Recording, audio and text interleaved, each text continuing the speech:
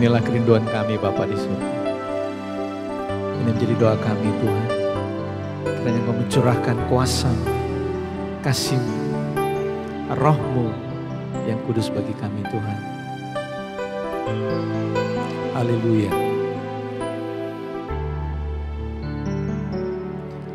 Ku rasakan kasih-Mu Tuhan.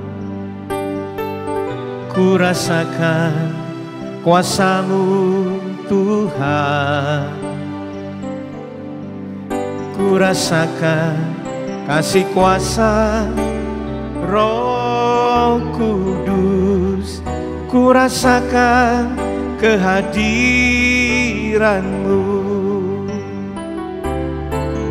Ku rasakan kasih-Mu Tuhan. Ku rasakan kuasa-Mu Tuhan.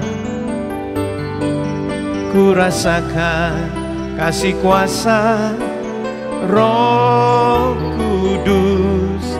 Ku rasakan kehadiran-Mu.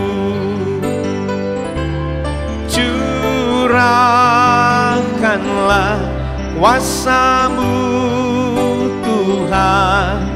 Mujizat terjadi di tempat ini. Curahkanlah kuasa-Mu Tuhan. Mujizat terjadi sekarang ini. Mari katakan, ku rasakan kasih-Mu Tuhan. Ku rasakan kasih-Mu Tuhan. Ku rasakan kuasa-Mu Tuhan. Ku rasakan kasih kuasa Roh Kudus. Ku rasakan kehadiran-Mu. Curahkanlah kuasa-Mu Tuhan. Mujizat terjadi di tempat ini. Curahkanlah kuasa-Mu Tuhan. Mujizat terjadi sekarang ini. Curahkanlah kuasa-Mu Tuhan. Mujizat terjadi di tempat ini. Curahkanlah kuasa-Mu Tuhan. Mujizat terjadi sekarang ini. Curahkanlah kuasa-Mu Tuhan. Mujizat terjadi di tempat ini. Curahkanlah kuasa-Mu Tuhan. Mujizat terjadi sekarang ini. Mujizat terjadi sekarang ini. Mujizat terjadi sekarang ini.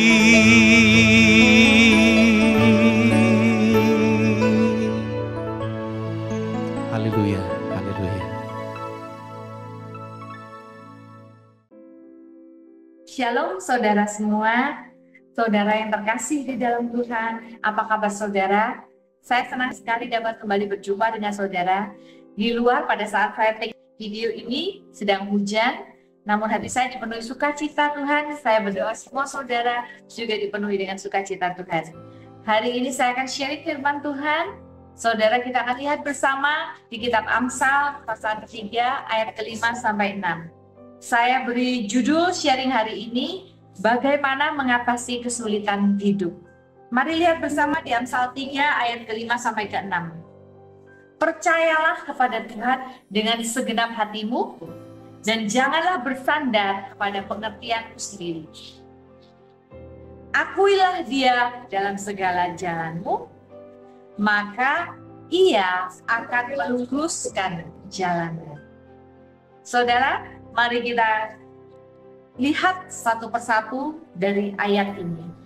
Poin pertama yang dapat kita lihat adalah percayalah kepada Tuhan dengan segenap hatimu. Percaya kepada Tuhan. Pada saat Anda hiking atau mendaki, menaiki gunung-gunung tempat pariwisata, seringkali di sana Anda akan ketemu beberapa tempat perhentian atau hiking rest stops.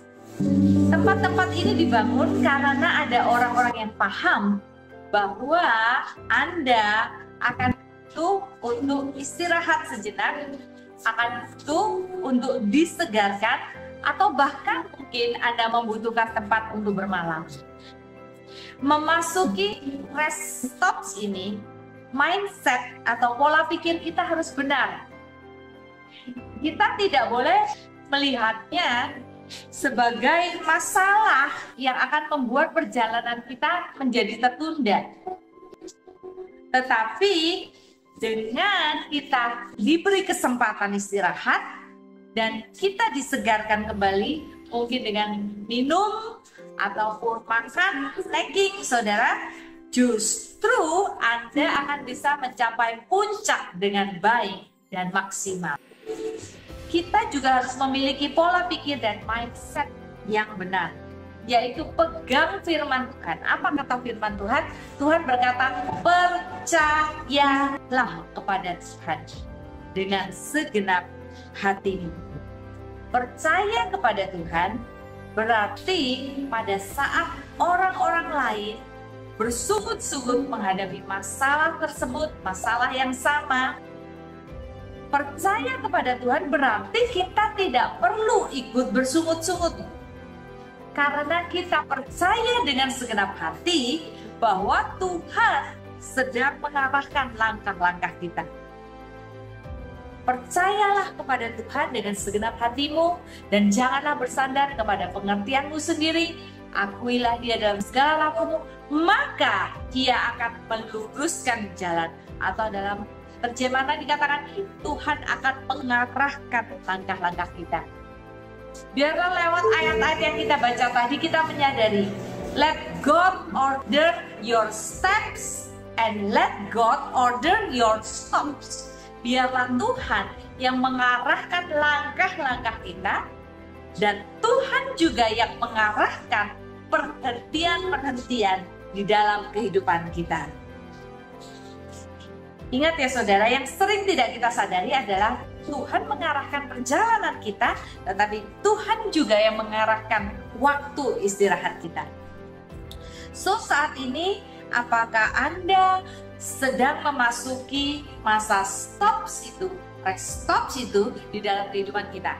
Percayalah kepada Tuhan dengan segenap hatimu bahwa Tuhan selalu merancangkan yang baik. Tuhan berkehendak supaya kita lebih kuat, lebih segar untuk mencapai puncak atau rencana yang Tuhan tetapkan dalam kehidupan kita. Poin kedua yang akan kita lihat lewat ayat firman Tuhan tadi adalah jangan bersandar kepada pengertian sendiri. Rely on your own understanding. Bersandar kepada pengertian kita. Nah, apa saja understanding kita yang seringkali salah, yang sehingga menghambat kita untuk melihat rencana Tuhan digenapi dalam hidup kita? Yang pertama, understanding yang sering salah adalah bahagia, tentang bahagia. Banyak orang melakukan ini, melakukan itu, usaha ini, usaha itu, ujung-ujungnya hanya karena ingin bahagia. Kita tidak perlu mengejar sesuatu yang luar biasa untuk bisa bahagia. Karena kebahagiaan itu tepat ada di depan mata kita kalau kita mau belajar mengekspresikan rasa syukur.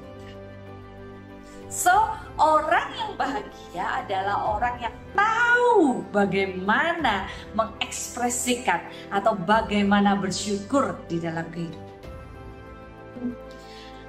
Understanding, pengertian yang sering salah yang kedua adalah saya menunggu suatu pertolongan yang besar atau mujizat yang besar supaya saya bisa mulai bergerak maju untuk mencapai mimpi saya. Firman tadi berkata, percayalah kepada Tuhan dengan segenap hati dan janganlah bersandar kepada pengertianmu sendiri. Yang ketiga, akuilah Dia dalam segala lakumu, maka Ia akan meluruskan jalanmu. Selama Anda memulai dengan doa, seek His will, mencari kehendak Tuhan. Selama Anda memulai sesuatu dengan hati yang tulus terhadap kehendak Tuhan, sangat kecil kemungkinan saudara akan salah langkah dalam keputusan-keputusan yang kita pilih. Karena bahkan kalaupun kita salah langkah, ketika kita memulainya dengan doa dan kita memulainya dengan hati yang tulus terhadap kehendak Tuhan, kalaupun kita salah langkah, seringkali Tuhan akan pakai itu, salah langkah itu menjadi suatu rangkaian jalur yang indah menuju kehendak Tuhan bagi kita. Kiranya firman ini menguatkan kehidupan saudara. Amin.